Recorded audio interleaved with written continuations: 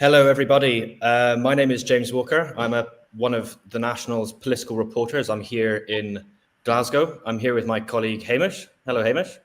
Hello, how's it going? My colleague Hamish Morrison, that is. Hamish is not in Glasgow. In fact, he's quite far away. He is in Switzerland this week. He is at the UN in Geneva to cover the bid by a group of Scottish nationalists to have the UN, quote, decolonise Scotland. Now, I'll be asking Hamish a whole range of questions about what this is about, what's happened today specifically. But anyone who's watching right now, please do feel free to write in a comment if you've got a particular question for Hamish, and we'll try to address as many of those as we can throughout towards the end. So Hamish, you're at the UN in Geneva. As I mentioned, the attempt by a group of Scottish nationalists to have the UN decolonise Scotland. Take us through what's happened today.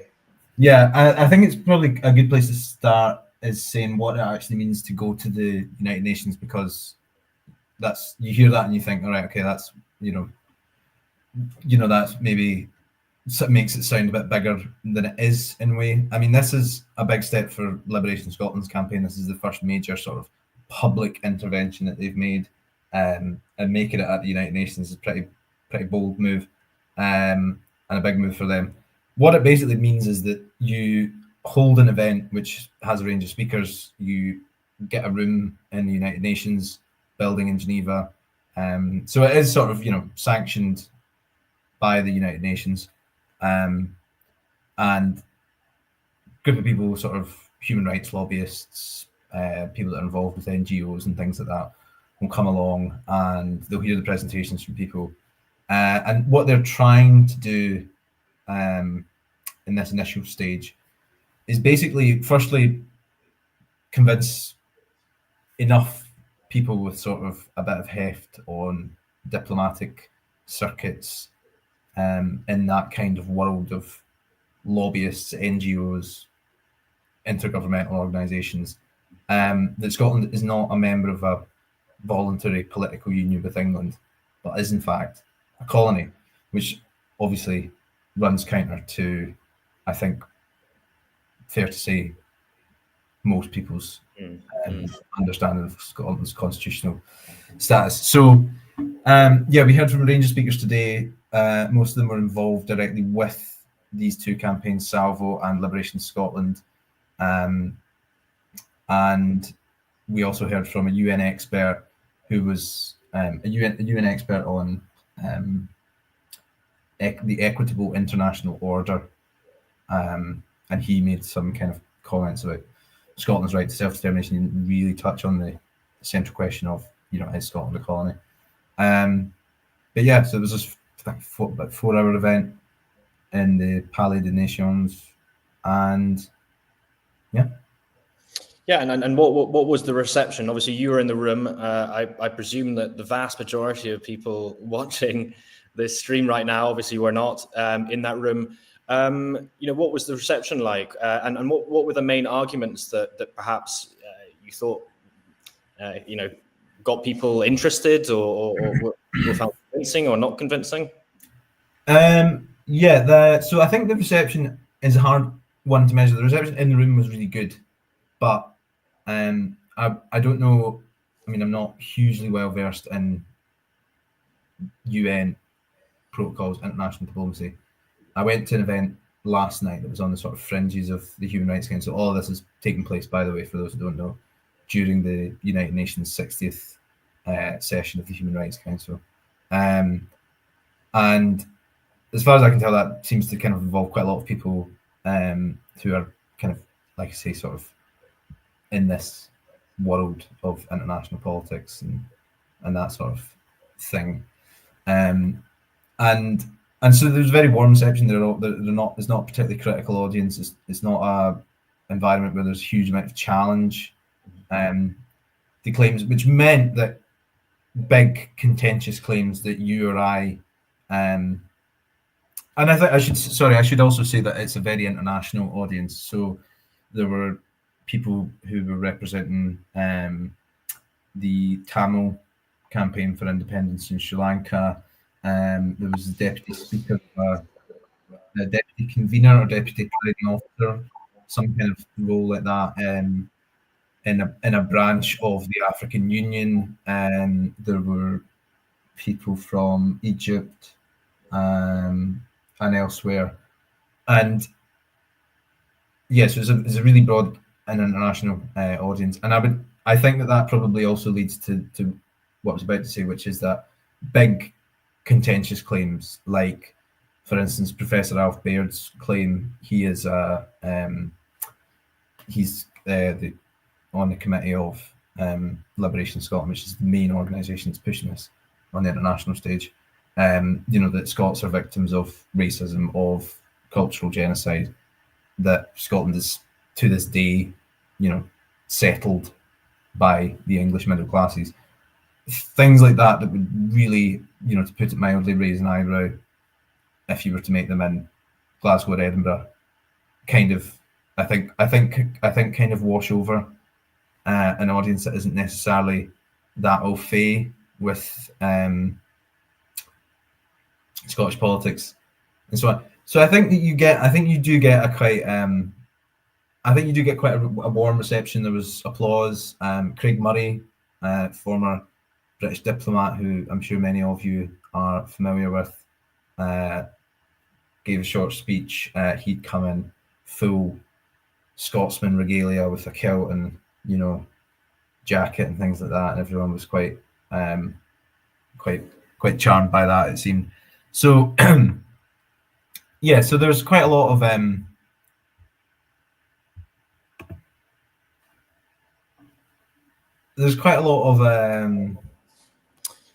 Sorry, Hamish, to interrupt. My Wi-Fi decided to cut out at a very inopportune time, so apologise for that, everyone. But Hamish, please regale us. I'm sure you've been holding the fort. I was riffing. This is what happens with live. This is what happens with live events, is that sometimes you are at the whim of Wi-Fi connections. So yeah, what were you riffing about, Hamish? If you can give me a... So I was riffing about, so we were talking about, what was the reception, what were the main arguments? I mean, the main arguments are, how long have you got? They're, as list as long as your arm, or two arms, or maybe a whole pile of arms.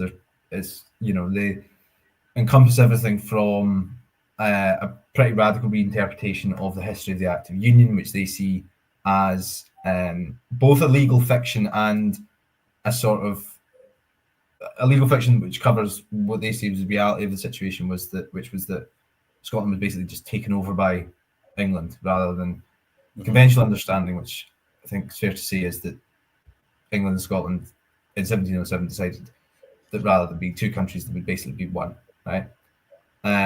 So then you have all the arguments that sort of come out of that, which is, how can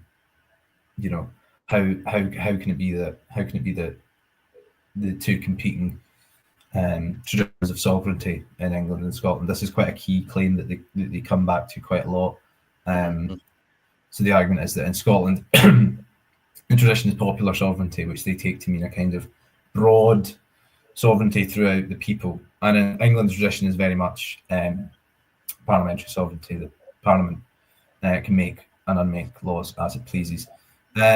You've got that side of the argument. You've got the side of the argument that's more sort of traditional argument about imperialism, which is kind of economic exploitation. I think that's where they're probably on more popular mainstream ground. You wouldn't find many Scottish nationalists that would quibble all that much with claims that Scotland's natural resources have been pillaged by the Exchequer, for instance. I mean, it's famous that North Sea oil receipts funded the massive unemployment bill that Thatcher ran up in the 1980s. Sorry, Hamish, just to interrupt. I just thought I'd do a couple of questions from the audience, because we've got quite a few stacking up, and I'm just aware that if we start to do it at the end, then they really will. So one person is asking, Hamish, were we able to comprehensively explain the foundation of the UK up to the political bind we find ourselves in now? I'd say over the course of 4 hours, yeah, we did. It was pretty comprehensive. Yeah, and so you've got, so it takes those arguments. It takes the arguments of the brush, the sort of address the kind of nature of Jacobite risings as well. In the 18th century, there was a really interesting segment from Elsa Gray, who was a corporate lawyer. She was an Alba Party candidate, I think, maybe at the last election or the Scottish Parliament elections. And she was saying that Robert Louis Stevenson had done research into the nature of the Union, and was going to write a historical book about it, but then thought that the material would be too sort of incendiary to publish, and so turned it into an allegory about this boy who is supposed to be come into this great inheritance and then gets kidnapped, and so it's this sort of allegory for Scotland's political status as he saw it, apparently. That's the first I've ever heard of it, but I don't know a huge amount about Robert Louis Stevenson. But yeah, and so then there's arguments again, and I'm going to go back over my list because there really are quite a lot. I mean, we had a whole presentation about broadcasting, the nature of broadcasting in Scotland, where David Henry of the Scottish Sovereignty Research Group compared the figures of how much money is collected by the BBC for the licence fee. He said that was in the region of £308 million, and then he said that it was only 991 million that went back into Scottish programming, despite this, BBC being premier, I think, largest provider of news in Scotland for audiences. So there was that aspect of it as well. I think probably one of the most interesting sections was Professor Robert Black, who kind of talks about how his central thesis is that Scotland was absorbed into England, not that they're two separate, not that they became one unitary country, right? And he kind of knocks down these three pins of legislature. So obviously the Scottish Parliament's abolished, the executive, obviously that is nullified, basically, becomes a UK government, and then Scotland sort of ruled through the Secretary of State for Scotland, and then the Home Office for a bit, and then it goes back to the Secretary of State for Scotland, and then there's the devolved Parliament. And then he talks about how all the treaties of Scotland were annulled, basically, on the Union, but none of the treaties of England were. It goes down to the level of dates of legislation. So after the signing of the Treaty of Union, English legislation carries on as normal, sort of in uninterrupted stream. Easy for me to say. And all of these things, I think that's an interesting argument. If you can find a stream of it, I think it was streamed. I think that would be an interesting one to watch.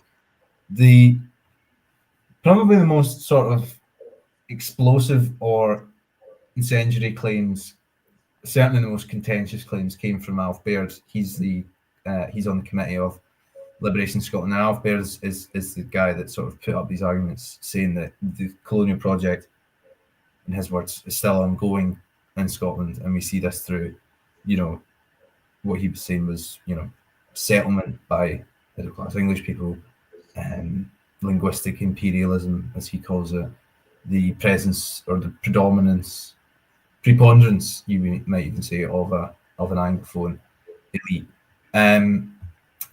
So yeah, I mean, I think fair to say that it's a pretty exhaustive list, and I think that they could have probably talked for longer if they'd been allowed to.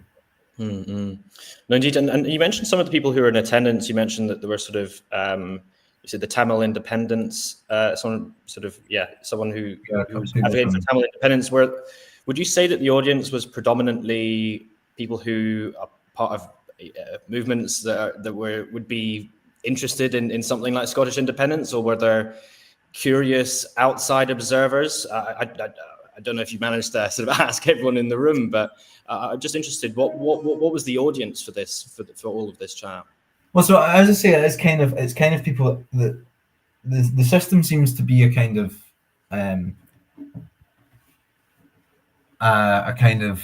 exchange. So for instance, the people with the Liberation Scotland campaign went to the ECOSOC branch of the African Union. I can't tell you what ECOSOC stands for, but that was the branch of the African Union that had an event at the Geneva Press Club last night that Liberation Scotland went to, and then some speakers who'd been at that went to their event as well. So it was a guy who was the deputy presiding officer of that organisation, someone else who was tied to a human rights organisation. So it's kind of like I'd say it was a split of people that were there sympathetic towards the campaign, supporters of the campaign. Former SNP MP Douglas Chapman was there. Might be interested to know as well. And people that are kind of around this world of Scottish independence campaigns within Scotland. And then I think some just kind of outside observers, people that were interested, people who, it caught their eye as an item on the agenda, which is, yeah. Mm-hmm. And to go back to some of the questions from the audience, we've got one user asking, has any country been willing to put Scotland's case forward? No. Is the short answer to that. And that's the real challenge that they've got. So one aspect of it is that they want Scotland to be added to this list of non-self-governing territories, right? Which means that you get you can have a referendum on independence. You don't need Westminster's permission. It changes your status in as a country. The other thing that they want to do is they want to have Scotland's case, this question of, is Scotland a colony, referred to the International Court of Justice, which is the highest UN court. And they want that court to basically investigate and then rule on that question. Now, obviously, they hope UN answers in the affirmative, or the ICJ, I should say, rules in the affirmative. But my understanding is that you need that referred by a member state country, right? So, for instance, in the case that's currently going on against Israel in the ICJ, had to be referred to the ICJ by South Africa, right? So you have to have a member state country that will, because otherwise, Scotland, John Swinney can't go to the ICJ, if he wanted to. But yeah, so they need to, and from what I can tell, what I've been told by people involved in the campaign is that they are hoping that this, the number of countries that's in the UN is broad enough, and countries that might be, for instance, sympathetic to the breakup of the United Kingdom might be sympathetic to Scotland's case, but also potentially see some kind of strategic advantage in the breakup of the United Kingdom. We'll take a chance on it. Obviously, that would be a major development. And one question I wanted to ask as well, Hamish, is that obviously a lot of Indie supporters are really supportive of this case. They're throwing their weight behind it. They're interested in the stream. They're interested in your coverage today. There will be a portion of Indie supporters as well that are a little bit uncomfortable with the idea of calling Scotland a colony. Was that addressed today? No, as I say, it wasn't particularly an environment for much in the way of challenge, but so there wasn't really anybody that kind of questioned, well, hold on a second, really interrogated some of the claims. I think the claim that Scotland is a colony is obviously a contentious one, obviously one that I think it's safe to say is probably a minority position in Scotland. I was speaking with an MP about this earlier in the week, and he was saying to me, well, no one in Scotland feels like they're a colony. Nobody walks around their everyday life in Scotland thinking that they are someone that lives in a colony.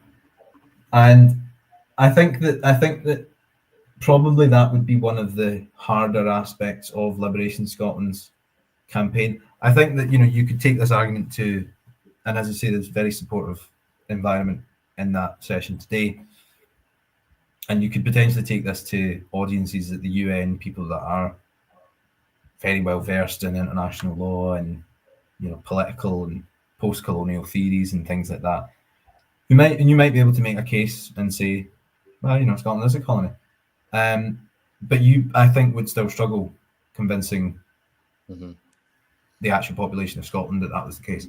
And so you've got two fights there, don't you? You've got a fight on the international stage where you have to prove it in a kind of academic sense, and maybe that's almost an easier task if that's what they're going for.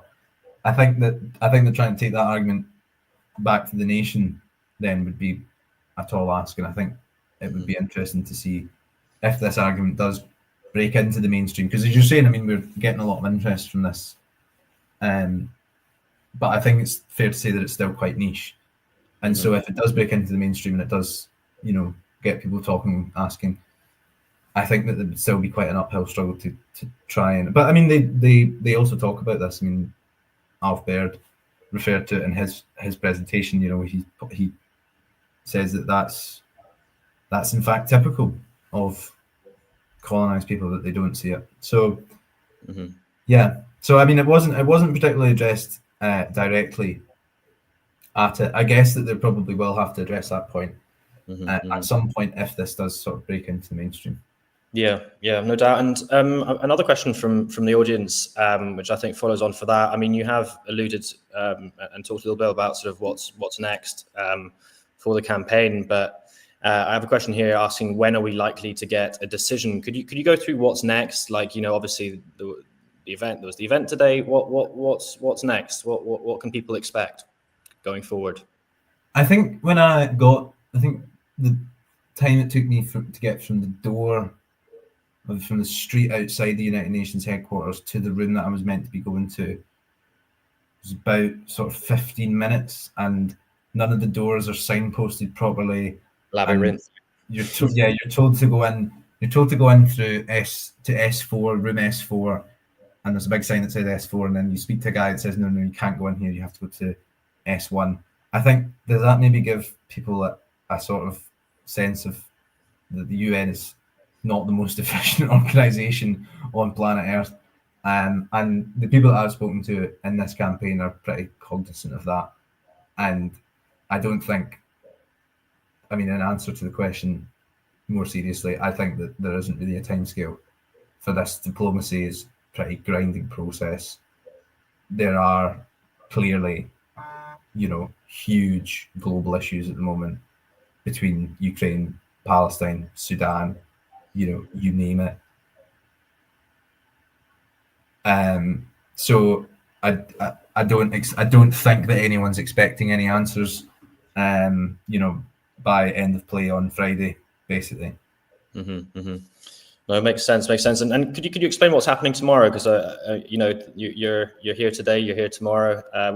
Is there anything much going on tomorrow? So I mean, the Human Rights Council, the 60th session of the Human Rights Council is going on until I think the 8th of October. I'll be flying back tomorrow afternoon. There will be a long piece. I mean, there's going to be a long piece in tomorrow's paper, which sort of sums up what was actually discussed at today's event. So anyone that's interested can devote some of their time to that, because it's pretty long, pretty comprehensive. I wanted to really give people who couldn't be there or didn't want to have to watch 4 hours of a stream or whatever a real taste of what was discussed. But I think that we're also running a long piece in Saturday's paper, kind of just like reflecting on it, what it was like to be there, what it was like to hear these arguments made, and I suppose, in my non-expert judgment, a kind of assessment of where I think it's going to go next, and that sort of thing. No, thank you so much for your time, Hamish. I'll let you get back to the write-up. Anyone watching, listening to this live stream right now, if you've still got questions, we have a really great recap. We did a live blog throughout today on what happened. And as Hamish has just explained, there's going to be a write-up in tomorrow's print newspaper, but also online. And obviously there'll be more coverage tomorrow as well. So no, thank you, Hamish. Hope you enjoy your time in Geneva. Yeah. And thank you everyone for listening and for contributing to the discussion. Good. I'm going to go and eat some fondue, I think. As you should.